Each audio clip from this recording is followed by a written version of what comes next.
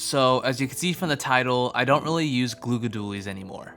If you didn't know, I've considered Glooga Dualies to be a main weapon of mine ever since I started making content on this channel. In Splatoon 2, I had millions of turf inked across all of the 3 variants, and it truly was one of my favorite weapons to use in that game.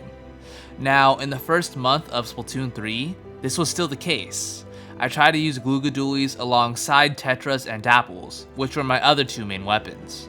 In fact, I wanted to try and push Glooga Dualies even harder in this game, since in my opinion, it has the best kit it's ever gotten.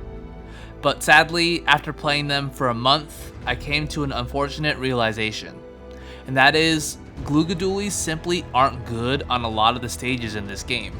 You see, Gloogas really thrive on long, flat maps, which Splatoon 2 had an abundance of.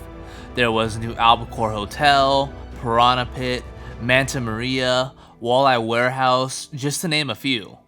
But in Splatoon 3, many of the maps aren't like that. They tend to have a lot more elevation and slopes, with a lot of awkward and crammed areas, which Gloogas tend to struggle with.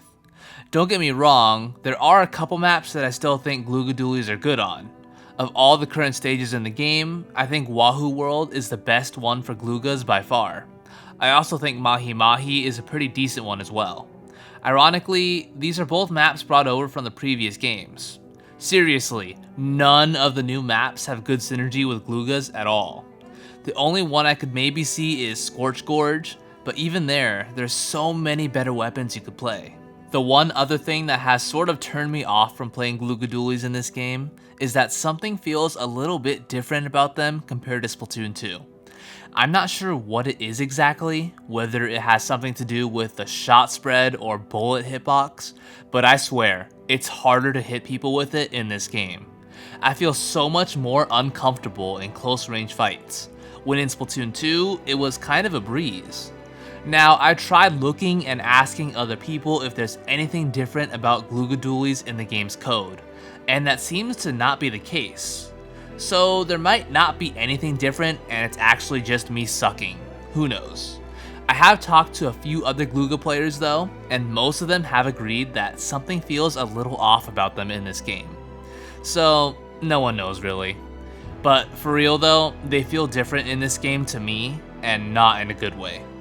So before I end the video, I want to address the fact that I'm not making this video to try and discourage any viewers from using this weapon. That's not the point. You can use whatever you want, and I encourage that. I made this video because Glooga gameplay is something that I sort of used to be known for, and since I haven't been delivering on that recently, I've gotten quite a few questions and comments about it. Now, with all that being said, I'm not ruling out Glooga Dualies forever. If there are future maps added into the game that work better with Gloogas, or the weapon receives a major buff out of nowhere making them viable, I'll gladly pick them up again. But for the time being, I'm going to be sticking with Tetra Dualies and Splatana Wiper, with the occasional Dapple Dualies.